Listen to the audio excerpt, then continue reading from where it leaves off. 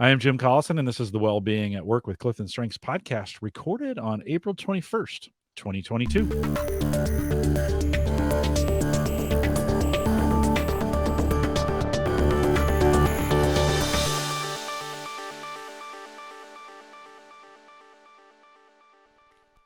In this CliftonStrengths podcast, we look at the strengths, insight, and action planning items from Appendix 1 in the Gallup book, Wellbeing at Work, one theme at a time. Today's theme is strategic. If you're listening live, love to have you join us in our chat room on our live page, gallup.com/CliftonStrengths/live. There's a link right above me there. That'll take you to the YouTube that has the chat room. Love to have your questions afterwards. But if you are listening to this in the podcast form or on YouTube, you can send us your questions, coaching@gallup.com. Dr. Jacqueline Robinson is our host today. She works as a Gallup learning and development consultant and is the primary contributor to Appendix 1 in the book, Wellbeing at Work. And Jacqueline, always great to be with you. Welcome back. Thank you, sir. I'm glad to be here today. Strategic number 2. I'm Yeah, not biased or anything, but glad to be here today. It's going to be a good one. Let's dive in on that definition. All right. So people that lead with the strategic theme find alternative ways to proceed. Faced with any given scenario, they can quickly find the relevant patterns and issues. Patterns and issues. I think we'll be spending a little time talking about that coming up. Let's spend some time thinking about it. How does that relate to you? And then how does it relate to others? If I think about how it relates to you, if you lead with this, when you can see the whole playing field, recognize patterns or trends, and then decide on the best path forward in pursuit of goals or intended outcomes, that is the best case scenario, seeing the whole playing field. And how it relates to others. Others can count on you to help them think of alternative solutions or pathways when they feel stuck in a rut. And that naturally can increase their well-being and that sense of confidence and moving forward. In season 6 of Theme Thursday, Micah and I spent a lot of time talking about this sorting function that exists within these themes. And I think some themes sort harder than others, or better, or different, however you want to. I haven't actually thought through what the right word is for that, but and I think strategic is one of those that sorts well. Looks at the playing field, is able to assess that and then sort to the best, or sort to the most efficient, or sort to fill in the blank of whatever the opportunity is, right? But that it's hard. I think sometimes it's hardcore sorting and being able to then differentiate and figure out. It's an amazing talent. It's just an amazing talent. I have a little strategic envy sometimes, and I lean heavily on Micah has it high, you have it high. I definitely lean on that as we're doing these things. And it's very different, by the way, between the two of you. So for folks who've listened to both Theme Thursday and this series, your strategic and her strategic, very, very different. And I've appreciated it both. So, well, we are spending time. You spent a bunch of time writing Appendix 1 in the book, Wellbeing at Work. And we're looking at these themes as they're thriving versus struggling. So how does strategic look maybe when it's thriving versus when it's struggling? Thriving is when you know when you're heading in the right direction, or you know where you're heading, and then you have enough information and resources to make a decision. But also when others provide autonomy and trust in your decision making. That's thriving. And then if I think about struggling, it's almost the opposite. It's when you're flying with the blindfold on. You're less clear on what you should be focused on. You're not quite sure what your final destination is. And then that's when it can be a real struggle, because without knowing where you're heading, you don't have a real idea of what patterns or trends or information to even consider. And there's a lot of anxiety that I find people have, in a sense of almost nervousness, when they feel like they have that blindfold on and they don't know what the path ahead is, for those that lead with strategic. How can they, with the blindfold on, or, this morning it was really foggy here in Omaha, which we don't get a lot of that fog. I grew up in the Bay Area. We got fog all the time, but we don't get it here. When it is foggy, what can strategic do, thinking through this to help get clarity? Since you have it high, let's pick your brain a little bit. What do you do when things are a little hazy? If it's a partnership, it's going to that person and extracting more information. What's the outcome that you'd like to achieve? They might not have made that clear, or they might not have themes where that outcome is going to be front and center, like maybe focus as an example. So extracting the information to go, okay, now I can acquire the resources I need, go to the specific people I need to make a best decision. If Mhm. it's within your own role and you have, independent responsibilities in the workplace, and it's going to the manager and saying, what should I be focused on? What's the key priority? There's 10 things spinning in the air. Are any of those something that I should be primarily focused on because it's getting us to the end goal? Um, and then we can do that with family and friends quite easily too. But I've Yeah. recognized in the workplace, it really rears its face Yeah. because you have Well, more I'm autonomy and freedom, I feel like, in your personal life to know where you Mhm. want to head Mhm. and can communicate that with others. But I'm yeah. watching you do that right now. Just as you and I have had some pre-show conversations talking about your Mhm. own, like your own workload has changed over the last 4 months as we've been doing this. We talk about it when we get together, and I've watched you Yes. use that strategic in the conversations to say, "Hey, from a timing perspective, this is or isn't working." And so it's kind of fun to Mhm. hear you use that as an example and go, "Yeah, you know what? Yeah, that's true. I've lived that through with you." And it's pretty great to see that come out in you. In Appendix 1, we got some best practices by the 5 elements in well-being. You've picked one. Walk us through what you've picked today for this exercise. He did. I picked physical well-being.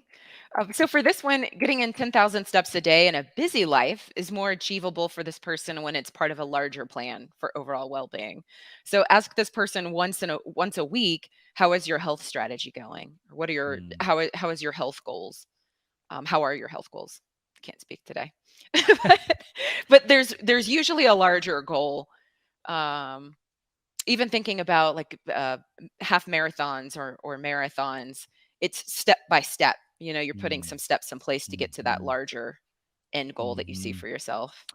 Do you see your strategic short term or long term focused, or maybe both, in the sense that are you better at sorting quickly to the short term goals and being able to adapt to those, or is it better in a long I can make long term plans that affect that and stick to them with something else? I don't know. How does that work for you? Yeah, it's both Mm. because of the futuristic that I lead with as well in my top 10 and focus. What's the future goal I like to achieve, and then everything in the present moment impacts where I'm wanting to go.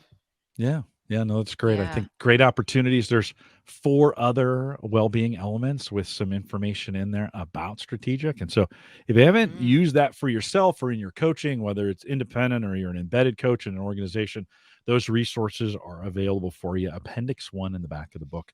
So, Jacqueline, with strategic, how can we really use it as we think about using it? How do we use it for others? Mhm. If you're a manager or a team lead, um, you have that bird on a wire perspective. You can see everything that's happening in the workplace, and there might be some strategies that you can share out with an employee that's coming to you saying, I don't see why I'm doing this, or maybe I don't see how the pieces connect." You're able to help them see this is the strategy. Sometimes what will happen with those leading with strategic, you already see far ahead. You might already be in left field, but you still have some players on the bench. And so just helping catch them up on what the team goals are, why you're striving towards those can be very helpful. If you are on a team, you can be that person that helps, a colleague saying, I'm just trying to figure out how to sort through the different um, items I have on my plate. What's my best path forward? What should I be thinking about? You're really adept at being able to help people think of a plan B. I've noticed this with coaching too, and we have so many coaches in the audience. Whenever you get to the final end of your coaching session, you might say, okay, what's your plan? What's your backup plan going to be if that doesn't Mhm. work out for you? So whether honestly you're a manager or you're leading a team, that might be the catchphrase that you use. And then as an individual, you going back to feeling like you fly with the blindfold on sometimes. When you have that feeling, it's that gut check of where do I need to acquire more information and get more clarity so that I can lean into strategic and know the best path forward. I love that idea of helping others find a plan B. That also Mhm. may look like ideation at times, although it's ideation with a purpose. Yes, Sometimes, that's a right? good I way of putting find it. we just kind of generate ideas, and it's like, hey, let's get as many things on the table as we can. I think strategic can kind of really help understanding, of course, the other themes play in on this, but Yes. understanding what then needs to be done of sorting to that might be the best plan B for them in the process. So Yes. in Appendix 2, we have a framework to work through. Again, another tool available for you out of the book as we look at this framework, a very simple framework with strategic. Why don't you walk us through that? Sure is. So ask yourself, is the vision for the future clear to my team? Where or how can I provide clarity? So this is a great question for futuristic as well. I think we even did it with futuristic. It's really great for strategic because you can also help them see and touch and taste that plan or strategy moving forward. Ask your team members what parts of your role give you the most energy. You might have seen that, and you can help them find ways to, deflect more from what they don't do well and find areas to do what they do well. And take action. Identify the parts of your role that fulfill you the most and look for opportunities to do them more often. So, really, when you have that opportunity to think, just to strategize, when people trust some of your decisions or are open to listening to your decisions, that tends to be when you're at your best with strategic. That framework again, ask yourself, ask your team members, and then take action. Very, very simple. Hmm. We try to keep it simple on these sometimes. Yeah. It's simpler. The more simple, I think the easier, at least for folks like me, maybe a little bit easier to implement. And Hmm. so thanks for walking us through that. With strategic so high for you, final thoughts as we think about using this. We're at a different, it's April of 2022. Things are changing pretty rapidly. How's that weighing in on your strategic, and any final thoughts on how to use this from a well-being perspective? Oh, that's a good one. My mind goes everywhere already thinking about that. You're But thinking about the best one right now. yeah. You What I've seen, what can be helpful for people that I've noticed just personally, but also professionally, is helping people going back to that vision. What is the future? What does it look like? What is our best strategy for getting there? But if we need to switch gears a little bit, what's going to be that plan B? That you really leaning into that strategic theme for yourself and others helps create stability. It's creating a lot of stability right now where someone goes, okay, even if plan A fails, and I have that plan B that we can lean into. So I'm seeing that just with changes in the workplace, with more people going into work now. What does that look like? And I'm seeing that with people just try to balance their workload and their personal life. Because work, now that we have that return to work, I feel like that's just really, people have gone from 0 to 100. And now they're at 100 in the workplace. They're still at 100 in their personal life. And they're like, how do I juggle all of this? Well, let's think about the best strategy moving forward for you. And then let's think about a plan B. If things get overloaded, what can you do to support your well-being? So they feel like they have that outlet. If they don't have it, find someone who does and partner with them to get it done. Right? I think some great opportunities there as Hmm. well. Well, with that, we'll remind everyone to take full advantage of all the resources we do have available on Gallup Access. Head out to gallup.com/CliftonStrengths. Log in there and hit the resources tab. Lots of great stuff available for you there. For master coaching, for coaching master coaching, or become a Gallup certified strengths coach, you can send us an email, coaching@gallup.com. Stay up to date with all the webcasts on Eventbrite. Go to gallup.eventbrite.com. Join us in our Facebook group, facebook.com/groups/call to coach is a great way to interact with about 15 or 16,000 others in the space. And of Hmm. course, don't forget to subscribe to the Clifton Strengths podcast on your favorite podcasting platform so you never miss an episode. I want to thank you for joining us and joining us live today. We'll have a little bit of mid show. We got some questions out there already. So we'll work through those. With that, we'll say goodbye, everybody.